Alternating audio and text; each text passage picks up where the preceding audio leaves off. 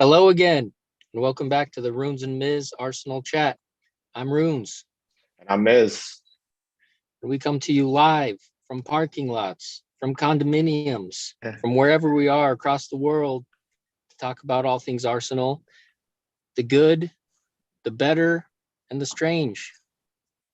Miz, where are Yeah, we at right now? I mean Huge we're win over we're Leicester. huge win. Yeah, what a game. I mean, we conceded that goal, and I was like, oh God, here we go. And Yeah. and I Xhaka, mean, Xhaka back Xhaka, again. That there was he his fault. was. It was his fault. He started that entire It thing. was between Xhaka and Willian. Yeah, and Some then bad and then passing.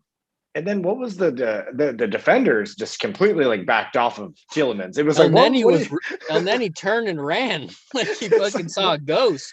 it was like three of them back as well, and they just like El Neni completely like stayed in the middle, did not check to the ball. Like, what? One of you has got to slide. What are you Not doing? even to It go was to a man. I yeah, it feel was like weird. sometimes they play like, oh, Arteta told me I'm not allowed to move out of this quadrant. So I Yeah, can't, no matter what, even if someone's on a breakaway and they're going to score on an open net, I can't run to that player.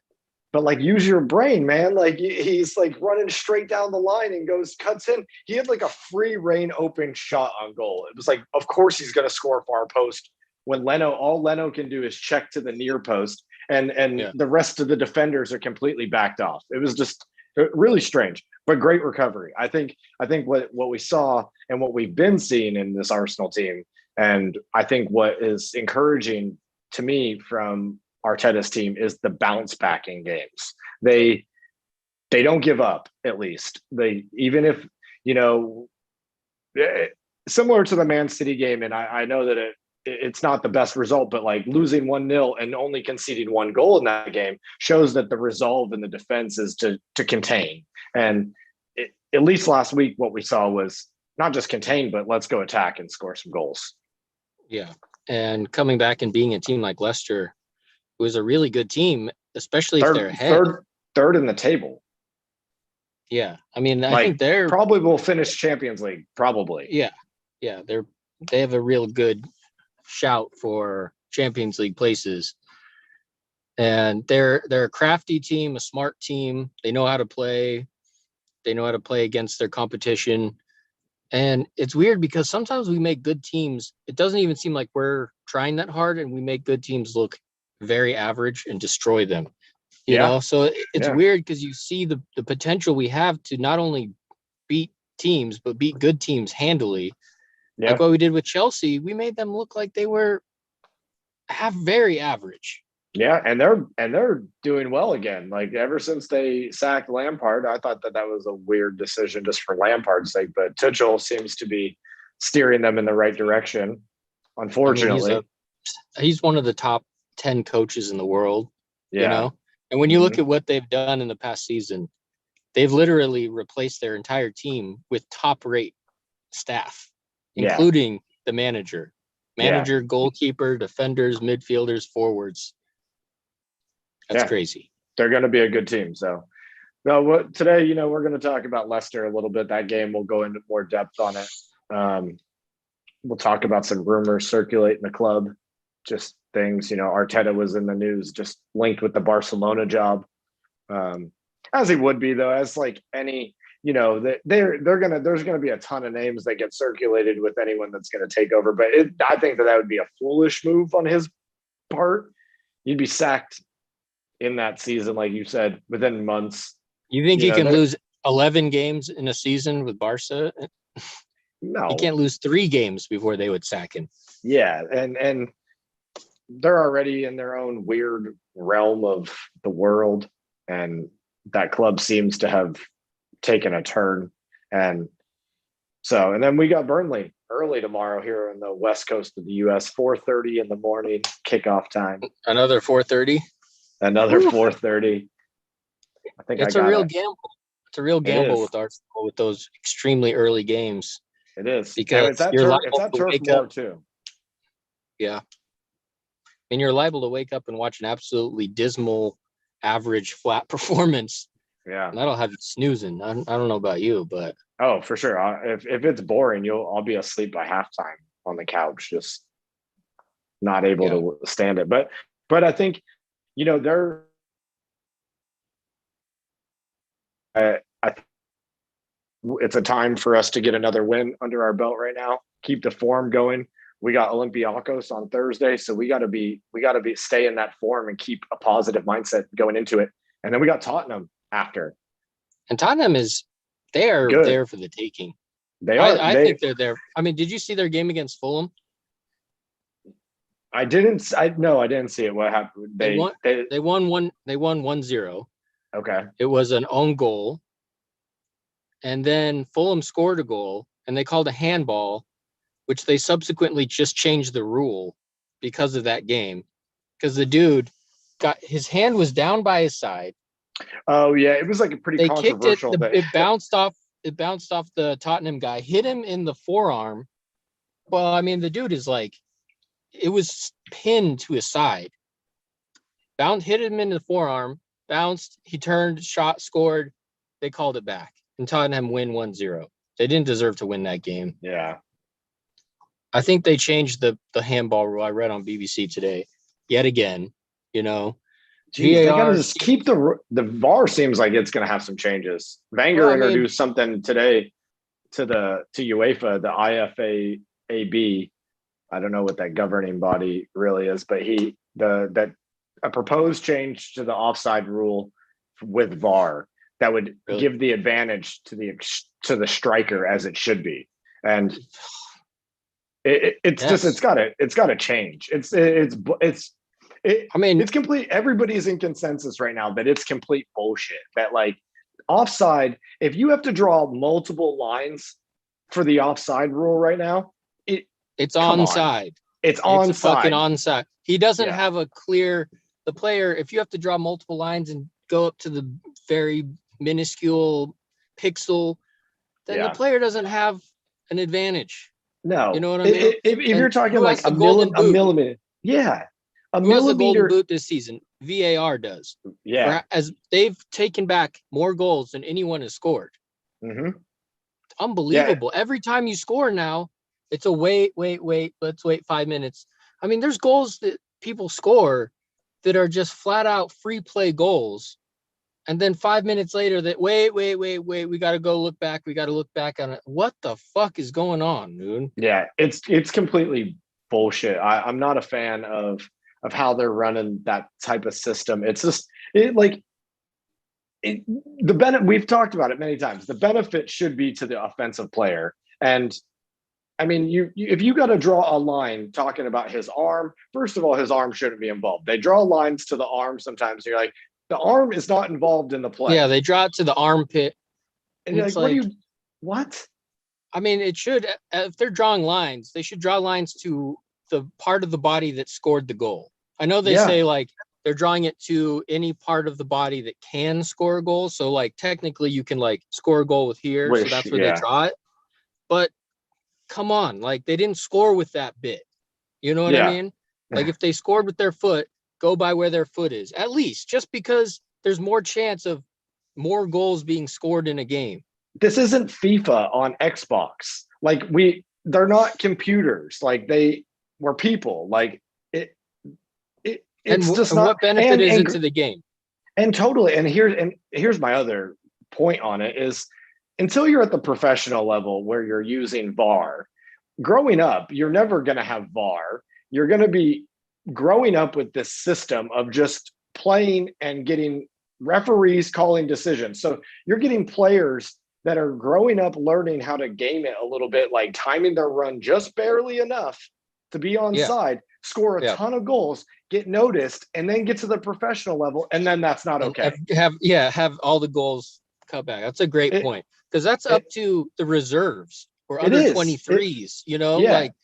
You're getting high level football across the world where there's definitely no VAR.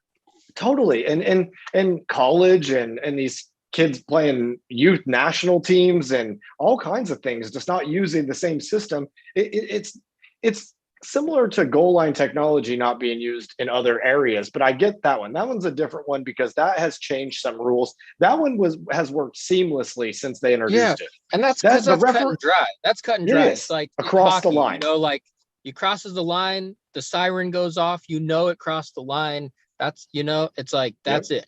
Because Yep. sometimes it's hard to tell, but there's really no way you could be like, I'm going to look at VAR. I'm going to see that it's definitely across the line. And then I'm going to say no goal because it didn't cross the line.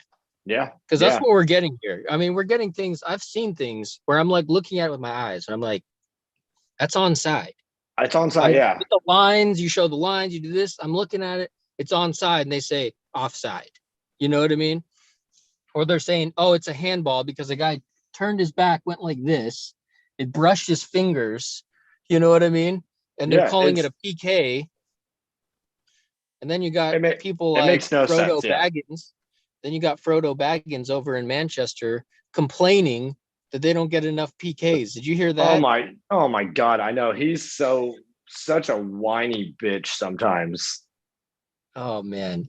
Man United continues to be that certain kind of annoying team.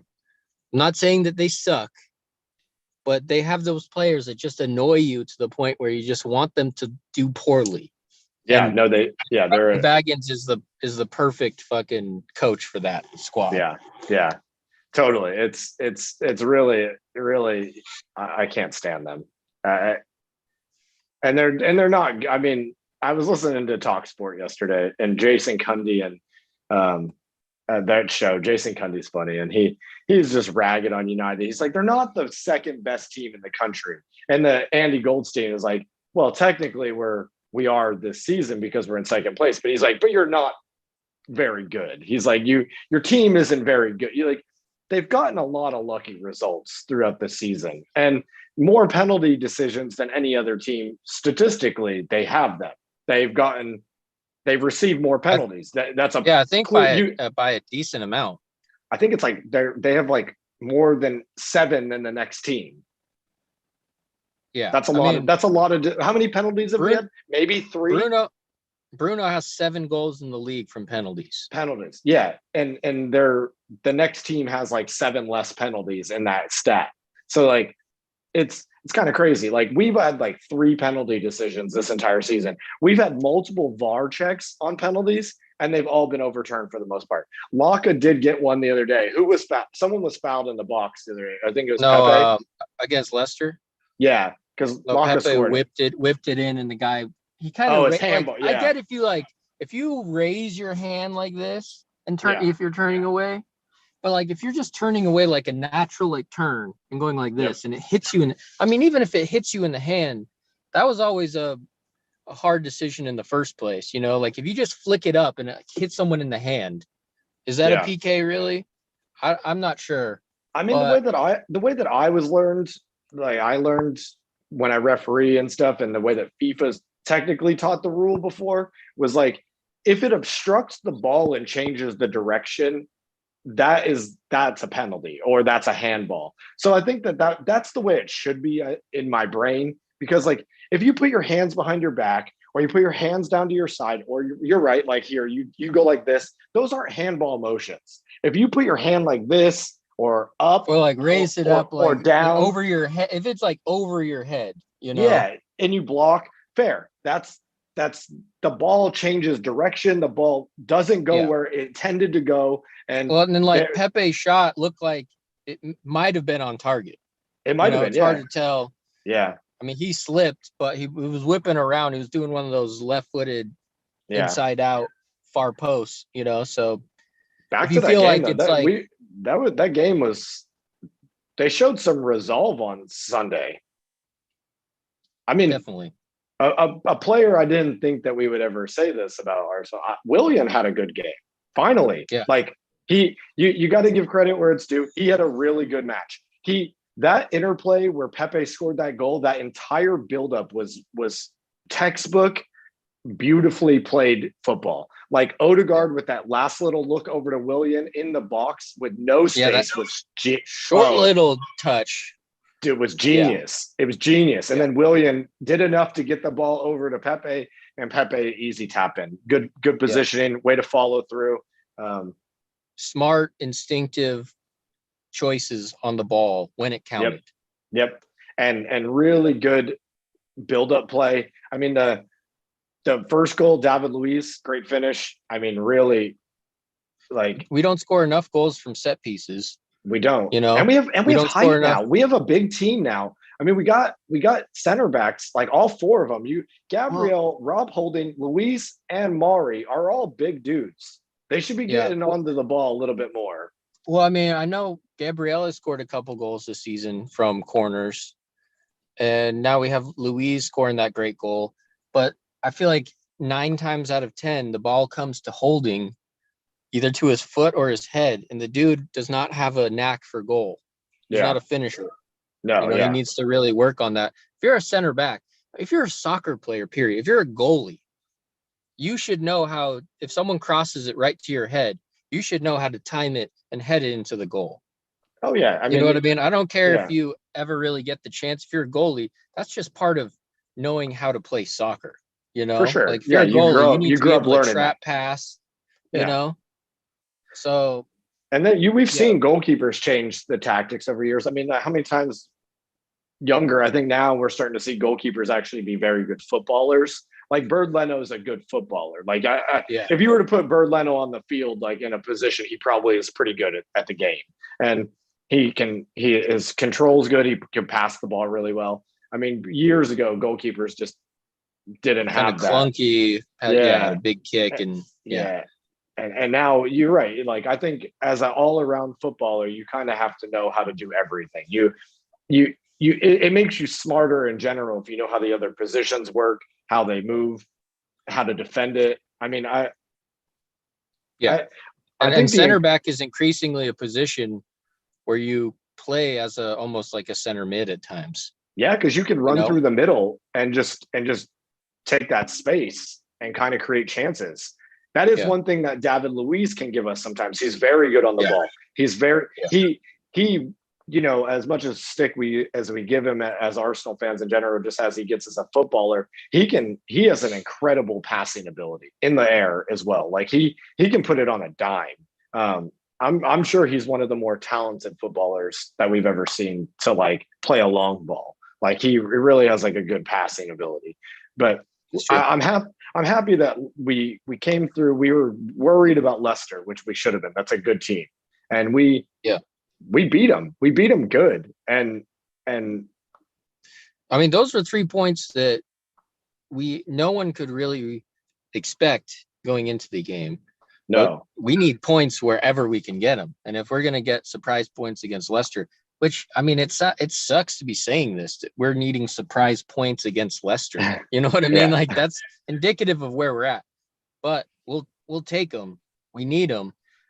And like you said, when we beat a quality team like Leicester like that, it just shows what we're capable of. Now we just need to do it against Burnley. Like we can't lose against Burnley. We can't lose 1-0, have a flat performance, give up a shit goal in the first minute, and never really claw our way back.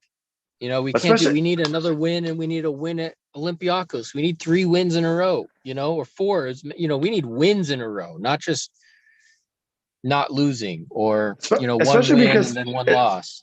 You're totally right. And especially because the table is very tight. Like, I mean, we're sitting 10th right now on 37 points with 12 games to go.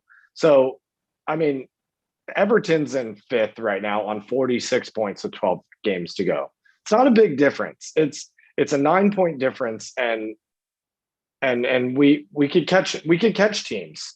I mean, everybody's been losing games. Liverpool is now in 7th on 43 with a game in hand on us. So if we win tomorrow against Burnley, we're on 40. We're close to Liverpool. I mean, I know we write them off all the time. We're like, we're out of the Europe spots, but technically we're not. And they have everything to play for in these last 12 games to try to get back into Europe in 2 different ways, because I'm not sure we're going to win the Europa League.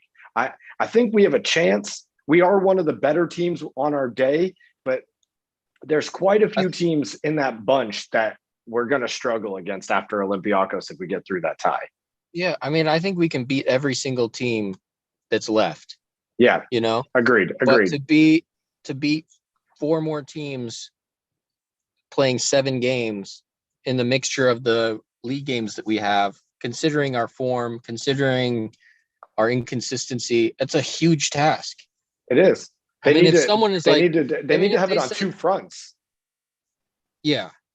I mean, even if like Man City had 7 more games to go, like them in Champions League. Yeah. They can do it. They might do it, but it's very opaque. It's not a clear sight to like, we got this, it's a long way to go. And football's football. And we know this, that the better team doesn't always win on the day.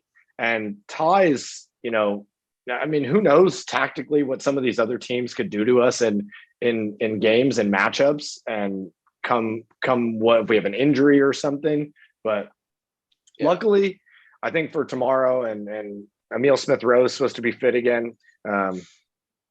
He's been balling. I think Odegaard's been playing well. I'm not sure we've seen like the bright shining light that he is yet, but it takes a bit of time to settle. But he looks good. I mean, would you take him if Real Madrid was willing to sell him in the summer?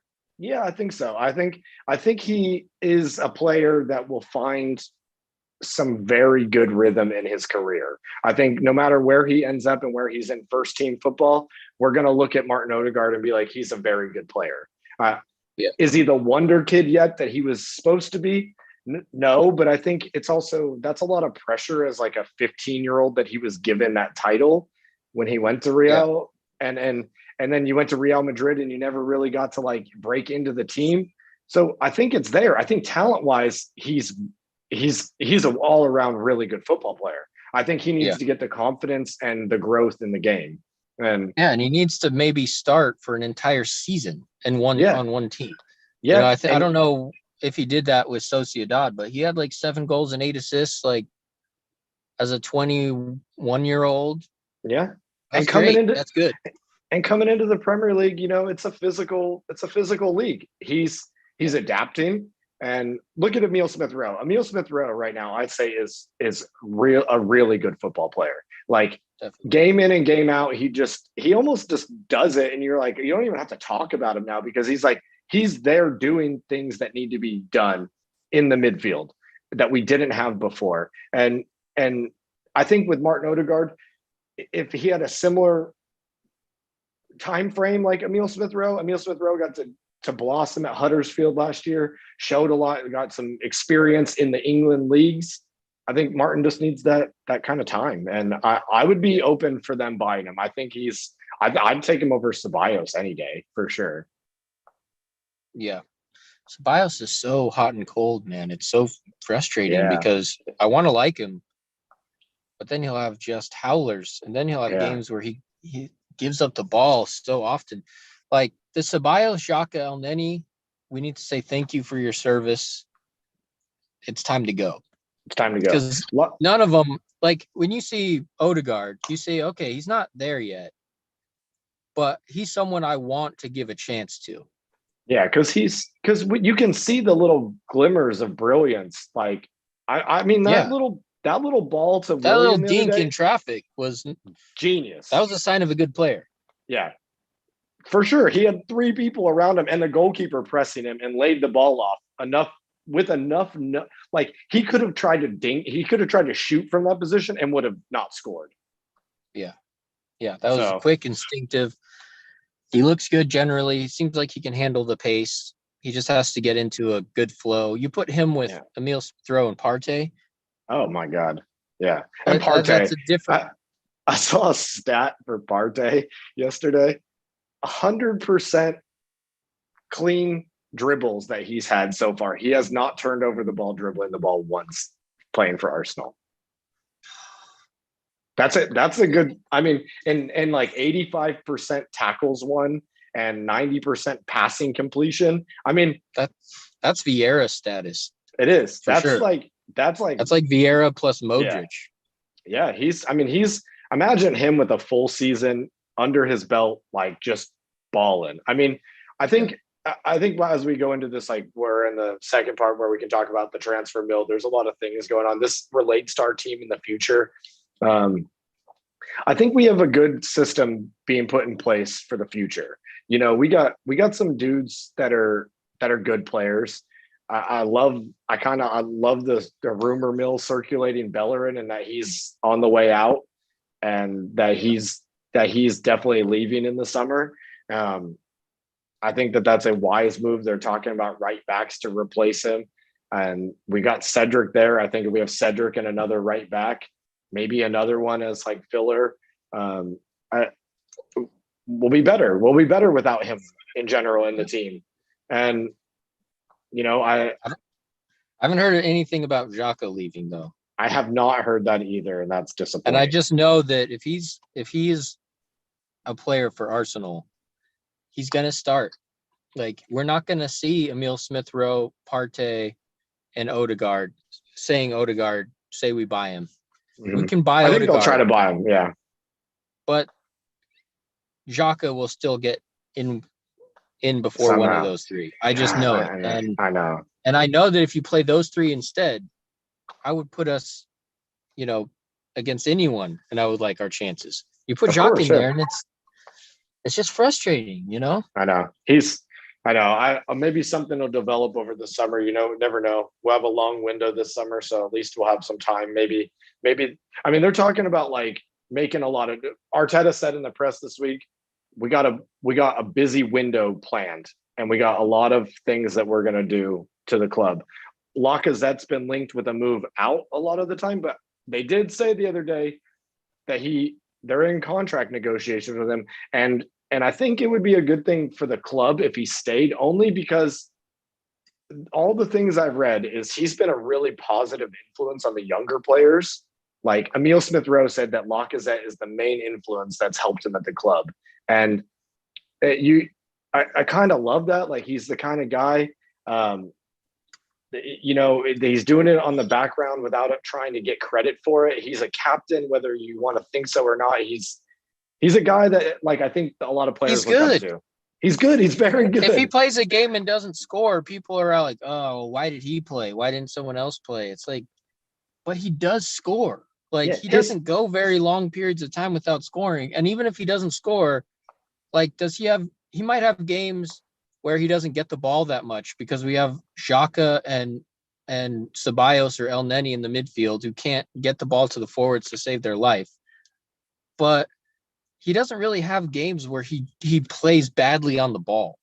Yeah, totally. And he works hard on defense. Like, and he's a great goal scorer. I mean, that penalty the other day was dope. He ripped that. Yeah, he gets a chance. He rarely messes up. Sometimes he'll be in a bad bit of form, and then he'll get a chance and miss. And the same thing with Aubameyang. Everyone's like ready to cut their head off. And it's like, yeah, when you get one chance in 3 games, sometimes you miss it. If you're getting 3 or 4 chances a game, based on the play, then I rate them to score 1 or 2 of those, if not all of them. Agreed. They've shown to be good players. I think I would be happy if Lacazette stayed. We've always liked him. I rate him as a player. I think for the future, he's the kind of guy, even if he starts seeing less playing time in his extension and he's just helping the team and he comes in and gets minutes, I think he's the kind of guy you want in your club. Like, he's a positive influence. He's no drama. He just gets on with it. I think Arteta knows that and can see that. And, the way that other players are talking about him, I hope he stays.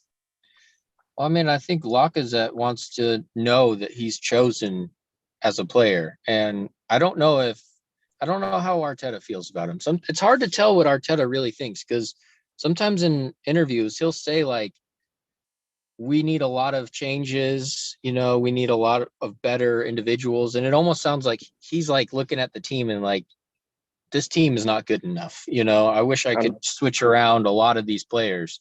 But then the way he plays his formation makes you doubt whether he thinks that or not, or makes you think, like, who is he referring to, I know what you mean. He sends mixed messages sometimes on it, but I do think that he ultimately sees this team and sees what we see. I think that it would be impossible for him not to see, like, look at what Xhaka did on last week. He was the result of that goal. Like, his first mistake was the result of that. He turned over the ball. That dude ran down the field and scored. And I mean, he started that whole movement. So I think he does notice that, and I just hope that I hope that we're right on those things. And what about Arteta getting linked with Barcelona? What do you make of that? What do you think of that? Like this whole situation in general? I think if Mustafi and Bellerin can be linked with Barcelona, then Arteta could probably be president, sporting director, majority shareholder of Barcelona, coach. Play. He could lace up the boots and start playing for them again. You know what I mean? I think it's bullshit. I think they're just like, wow, he's an up and coming Spanish coach. So that is from here. You know, and Barcelona, I mean, I don't know why Barcelona seems to be linked with everybody under the sun, you know? But well, I mean, if you're a player at this point, would you want to go there? I wouldn't want to go there. I think years ago, I mean, here, the thing is next season, Messi is leaving. Messi's been very public about wanting to leave, said that the club is in shambles and has no interest in dealing with this anarchy that's going on there. Barcagate is essentially they hired a firm to talk shit about Messi on the internet, which I don't know why they would do that. Yeah, it's a weird, there's some weird counterintelligence going on there. When you told me about that the other day, I was like, I hadn't heard of it. I Googled it. I was like, that is the weirdest story I think I've ever read about football. Yeah, very strange. Strange. Like really just what were they hoping that it did the opposite, that if they talk shit about Messi, that he wouldn't want to leave and that he would stay at the club? I don't know. I haven't sussed out what the reverse psychology of that is, Yeah, like what like I don't, that's weird. I mean, and now it backfired. He hates them. Like he tried to leave last summer very heavily. Yeah.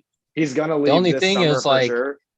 he could play for the Las Vegas Lights and he would give it his all and score a bunch of goals. You know what I mean? Like you could put him on the prison team and he would play the same way. And he has absolutely saved their ass this season. He still scores 1 or 2 goals a game and they win 2-1, when they leave, when he leaves. Like when Cristiano left Real Madrid, they were still a very stacked, good team. And they absolutely struggled because that's 50 goals guaranteed that your team doesn't have. Yeah. You got to make up for that. So, no, I wouldn't want to go to Barcelona at this point. No, especially as a younger player. I think if you're a younger player and they were like trying to recruit you, you'd be like, what does this look like for the future? Where's this going to land up? And but back to Arteta, I played last night and at the end I was like leaving and I had an Arsenal jacket on and this kid was sitting with my friends there. They were having a beer and he was like, he told me a joke that Erling Haaland told yesterday to the media. And they were like, I don't know if you heard this, but I actually got a giggle. It was like kind of brutal. Erling Haaland was like, I want to win Champions League like Arsenal. Just a straight dig at Arsenal. But then the guy proceeded to be like, I'm a United supporter, but he's like, Arsenal are good, man. He's like, under Arteta, I think there's positivity for the future. This is like another supporter of a team thinking that our manager is like the right stuff. And I think he is. I think he's young. He's learning as well. He's learning in the job every day. It's going to take him a while to sort out, okay, don't do that. Don't do this. This is how I need to manage the situations better. But I think that there's some real positivity moving forward with him as our manager, where we look a better team overall, even though we've lost a number of games. This has been a weird season for everybody. I was looking at the table yesterday and it's like, Leeds is in one position behind us and has lost 13 games. And if you're in 11th place with 13 games lost, that seems weird. That seems abnormal. Yeah. The overall, it's just, I think we have to put it into context. Like Man City has won the league with 100 points before, and they're on 65 points right now with 11 games left. And no, they're going to get close to that if they win all 11. They'll be at 90. Which they might. But the rest of the table, like United, is on 51 points in second place. They're 14 points behind. I Yeah. mean, the spread is so low. I mean, 40 points is safety. Normally, the teams in the top half of the table hit 40 by mid-season. Yeah. I mean, Yeah. It's been the it, poorest league probably in the Premier League era, and no surprise. I mean, coronavirus cannot be underestimated, although they're forced to act as if it's not even a thing or not even an issue. yeah, Like you can't use coronavirus as an excuse. The media won't let you. And it's like, well, if half my team got coronavirus, like, and couldn't yeah, play, for weeks or on every end. time they go to international break and come back and have to quarantine, and then we're playing games every 3 days, like, and half our team is injured, and no fans, and no to help us. fans, and like, It's like, are you telling me that you're supposed to, like, people are acting like Liverpool and Klopp, like, should Klopp get sacked? Liverpool are terrible. They're this. It's like, are you telling me that you can expect them to be the same as they were 2 years ago?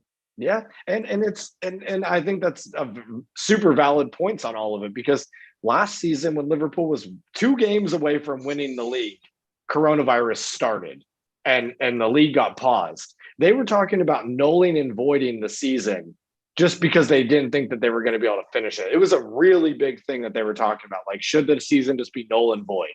And it's like, if we were talking about that last season, and this season is exactly the same situation once you've resumed, there's no fans and the restrictions are exactly the same. I just, like, obviously it's not going to be a normal year. Next year, I think it's a different story. The vaccine is getting rolled out everywhere, like, quickly now. And the fans are coming back to the Premier League in May. They're letting some fans come back. The UK has had like a number of people vaccinated already.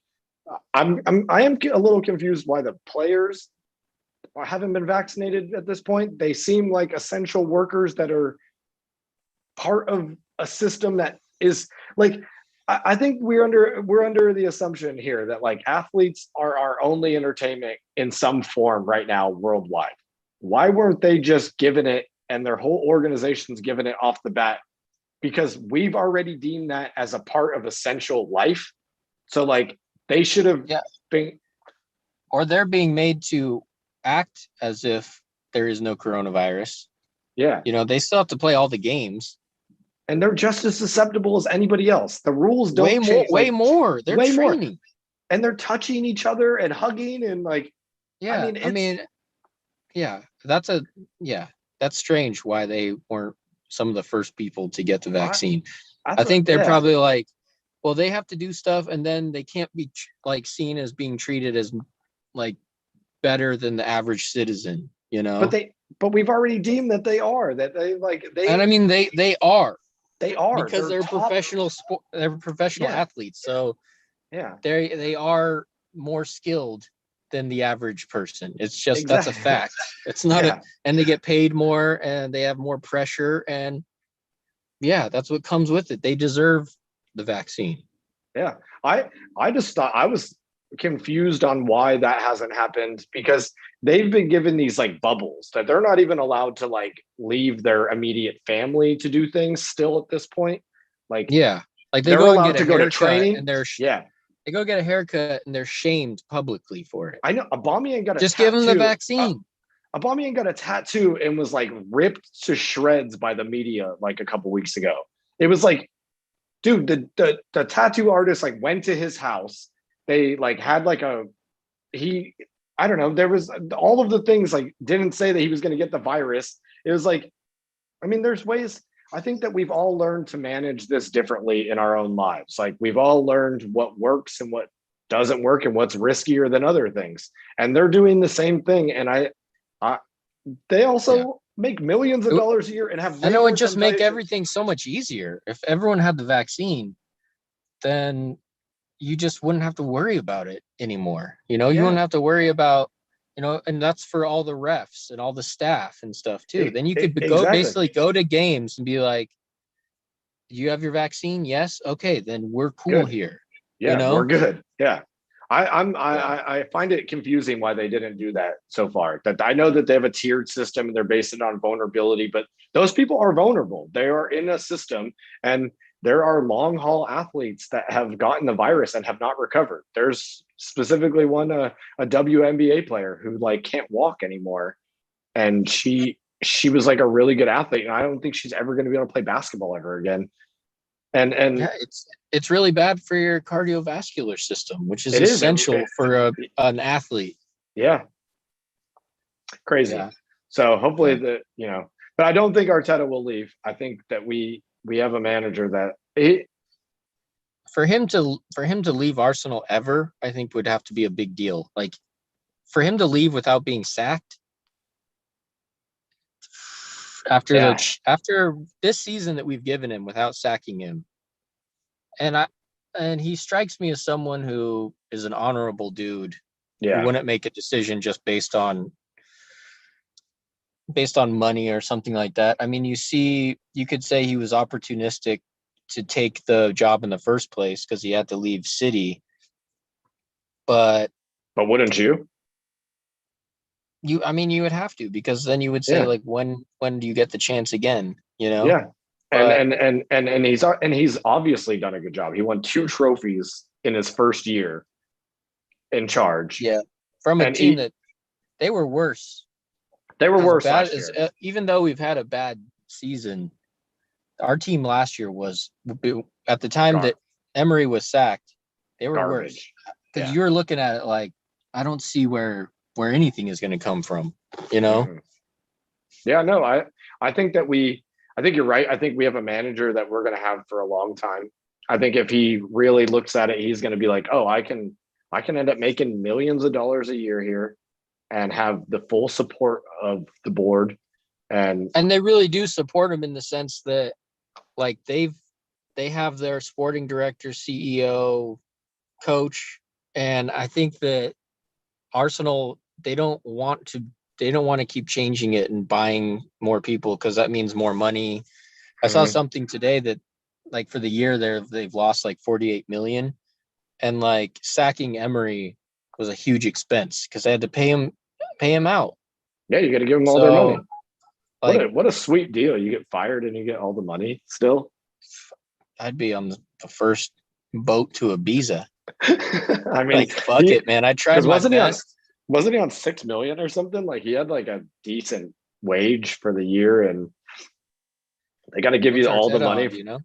I think it's probably lower. I think it's probably like 4 or something. I'm just speculating because Wenger was like the highest paid at one point on like 8 million, and he, even in the country at the time, he was the highest paid manager. So I think build up like promotion wise, they're going to start him way lower. He's definitely on a couple million at least a year, I would say, and he I'm sure he got more money when he got the manager role, not from when he went head coach to manager. Yeah. I mean, he doesn't go to Barca though. Barca fans are ruthless. Yeah. They hate on even really good coaches, and really good coaches don't last very long. So Pep has said he would never go back there. Yeah, because it's too stressful. Yeah, it's like, dude, people are fucking crazy there. And he won like 21 titles in like 4 years or something. Like, yeah, that and Madrid are like places that you basically can do no right. You can never be good enough, So yeah. So we got Burnley tomorrow. Who did they just recently play? Let's take a look. I mean, they're not bad. They're not a bad team, and they lost to Tottenham on Sunday 4-0. Now we should smack them up. We should. I mean, you know what I think the encouraging thing is about our team right now is he didn't play Aubameyang the other day against Leicester, and he started Lacazette. And I know that we like to see them together, but it's positive that he can play one or the other and we still win. And as like interchangeable up top. And then he brings he's bringing a Aubameyang on, or having a Aubameyang play through the middle lately sometimes, and that's been working, or having out wide, and that's worked. We have a lot of dynamic right now, and hopefully, maybe Willian will actually have found some form a little bit. Maybe that wasn't a one-off. I can only hope that we have a player that we're giving 200,000 pounds a week to start actually fucking performing. And yeah, I'm not. I mean, I have a question though. What in the hell happened to Martinelli? I know. And Nketiah, he it was in the thing this week. He was saying like, Nketiah, if he doesn't play, it's on me. But he just needs more time and to be patient. I think Martinelli is the same. I think they're just ones for the future that he's not trying. Like, he knows that we need aggressive points, but I think that Martinelli is a player that should start a lot of the time. I mean, Martinelli or Willian? Martinelli. And that's not based on who I like more. It's based on stats at Arsenal. He's better. Who has more goals and assists? Yeah. Martinelli does by a lot. Yeah. And when he comes on, he looks lively. Willian comes on and often looks flat. Yeah. Like, what has happened to Martinelli? Like, I feel like Arteta is just like, you guys don't get it. You can't fit everyone in at the same time. Like, sorry. Mm-hmm. It's like, well, then how is Willian and Xhaka and Bellerin getting in? Yeah, right. You know what I mean? That's just the frustrating thing. Like, I get, like, you can't play Pepe and Saka and Laka and Aubameyang and Martinelli and Odegaard and Emile Smith-Rowe all at the same time. Yep. But you should play those first. Totally. Before you should play the better, yeah. And especially now that we're getting to the tail end of the season, Martinelli's got to be pretty fresh. He hasn't played very much. Yeah, that's what you think too. I mean, we're talking about, you got to rest players. We got a lot of games. Players are tired. Can you really say that Martinelli is tired right now? Unless he's still injured or something. And then, but why is he on the bench? Like, there's just things that happen, which I can imagine that there's a good reason for it, but I just wish that they would tell us what the reason is, I know. I want to know more insight onto what's going on with some of the fringe players that like are good that aren't getting a look. Because I fear that like Martinelli is like gonna get frustrated and want to leave at some point by not being able to play. Which, I mean, you can't blame him. What if they offer? What if Napoli offers 35 million for Martinelli or 40 million for Martinelli and say, like, you're going to play all the time? What's to say we don't puss out and pull the trigger on that? And what's to stop a team like Napoli or Atletico Madrid or, even like a team like or even a team like United? I could see a team like United trying to buy Martinelli. I'm sure they would take him if they could. A lot of teams would. It's weird. It's like he had that factor where people were like, oh, crap. And then we just give it away and let it wilt away by not playing him. I mean, that goal that he scored at Chelsea last year was like, put the world on notice. Yeah. Yeah. I don't know. Who knows? But I think tomorrow, we got to win. We got to win tomorrow. We have to win. I think from this point on, we have to win all our games. We have to make we're going to lose a game here and there, I think, still. But I think they need to be pushing as hard as possible to win as many games as possible. Definitely. Well, I mean, if a lackluster Tottenham team can beat them 4-0, we should be able to beat them. We should be able to get past them. Especially because Tottenham hasn't really been finding the net really hardly at all. No, that was rare for them. They're there for the taking too. They are. We play them next after Burnley. We do. We play them next, and they're 3 spots ahead of us in 7th on 43 points with a game at hand. So we play. Let's see. We play Burnley. We play Thursday against Olympiacos, and then next Sunday we play Tottenham at 9:30 in the morning. Who does Tottenham play this weekend? Let's see.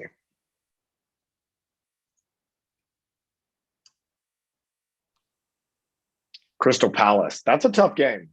That's a they Yeah. could struggle in that match. Crystal Palace Yeah. haven't been great, but Zaha, that team always has some sort of. They're capable of pulling They one are. out. They're capable of totally laying an egg as well. But yeah, I mean, but if they somehow lose to Crystal Palace and we beat them too, we're caught up with them or maybe Yeah. past them. Yeah.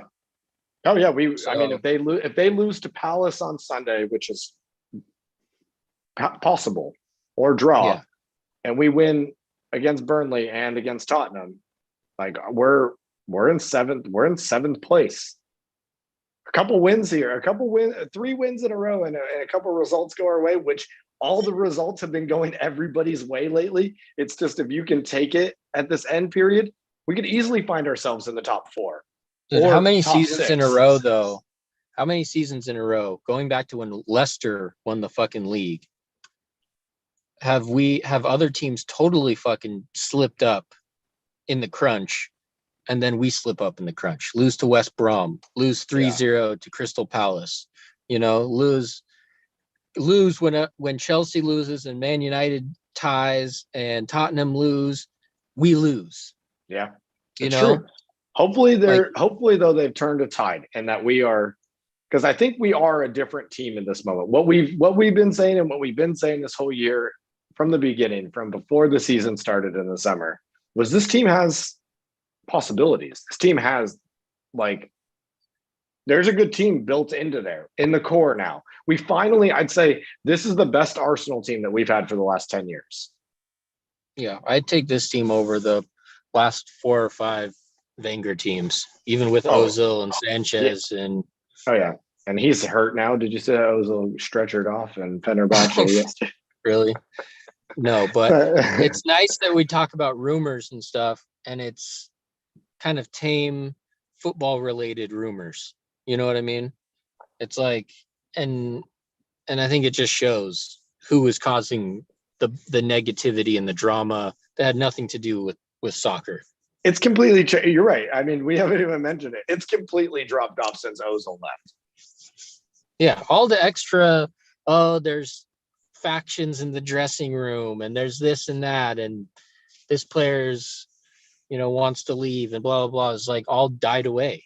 It's gone. He got rid of Mustafi and Ozil, and it's gone. One of them was the mole, if not both. I think they both might have been together. I think it was Ozil, though. I think Ozil, whatever goes on with him, but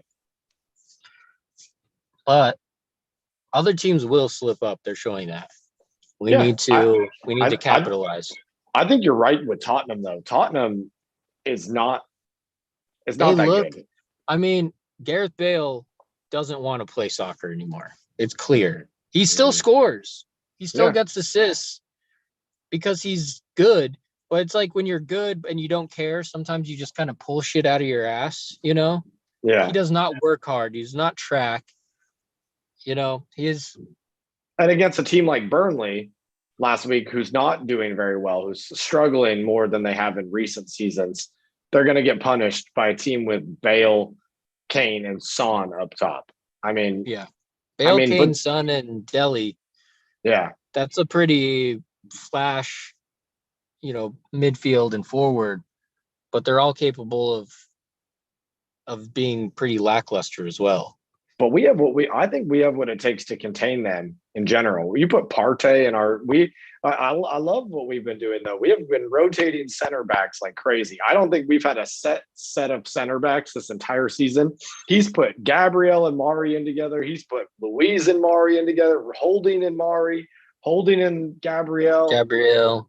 Yeah. It's like, dude, they're all like pretty good, and they all like are interchangeable with one another, and they've all seemed to have sorted out the back, which I'd say as an Arsenal fan, I was dying for. Our center back situation, we used to have Squillaci and Mertesacker back there, and or Senderos. Oh my God! Just think of Giroud, Johan Giroud. Yeah, nice guy. I like him as a person. I think but he was never good enough. Like, no. You have Mertesacker, who's there like collecting a check for years and just god awful. No speed at all. A foot taller than everyone and didn't win a header his entire time. And not at all. He never won the ball in the air at all. I don't even know if he knows how to head the ball. You know who's good? I actually really rate Pablo Mari though. Every time he's on the field, really shirt up in the back. That dude is like he bodies players up. It was last week against Leicester. He fucking like knocked the dude out of the way and just like full on like clean challenge. Knows how to use his body. Is really fast and strong. I think we finally. I'm just happy that our defense is evolving. I mean, Tierney obviously is brilliant. We need that. We need that right back. We need a weapon on the right back. They need to offer Tierney a lot of money and renew his contract now. Yeah, I think or release clause 100 million minimum. Yeah, because he's gonna be seriously like probably one of the best left backs in the world if he's not already. Like, and I guarantee you, if Sir Alex was still at Man United, he would make they'd be trying to buy him. First job to get Tierney, no matter what. Guarantee 100%. He's that type of player. Yeah. He's a franchise player. He's a team. He's a player that is captain. That is like, I just love that he's no bullshit. Like everybody says that he goes in super hard in training, and like good. He's got that Scottish don't give a fuck. Mentality. Yeah, which is great. And then we got Bellerin on the right, who's out doing H&M ads in a thong. And a thong and a tutu. Oh, Bellerin. If only. He's a sweet guy, really. He's a sweet guy. Yeah. You know, he wants the world to be a better place. Agreed. He doesn't want to hurt anyone on the field. He has 8 yellow cards this season.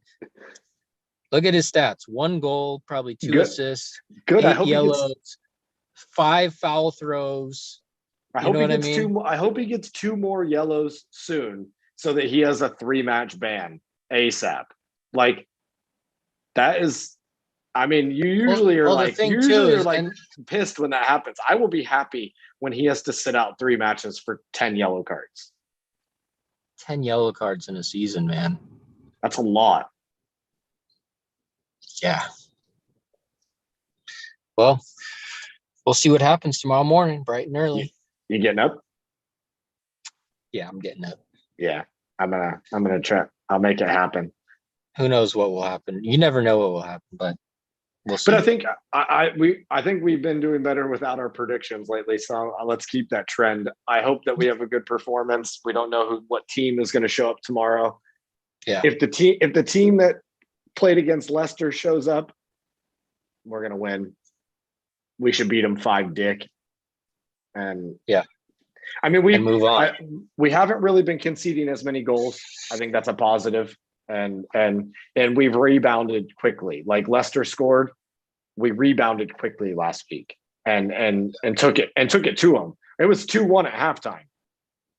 Yeah, like we have momentum going forward when we're playing well. Yeah, so. I'm sure we'll have a lot to talk about next week because we got Burnley and Olympiacos on Thursday. Yeah. And what Olympiacos is,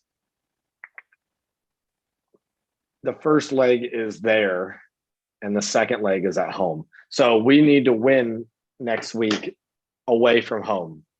We need to score a couple goals, not just 1 goal. We need to score a few goals to give ourselves some comfort and not get scored on. Yeah, it's another week, which will have a great effect on the entire season. Yeah, and then Tottenham on Sunday. So North London Derby. Let's do it. Can't wait. All right, mate. As always, always a pleasure. Yep. Thanks. You too. Thanks for joining us. One. Yeah. Cheers, mate.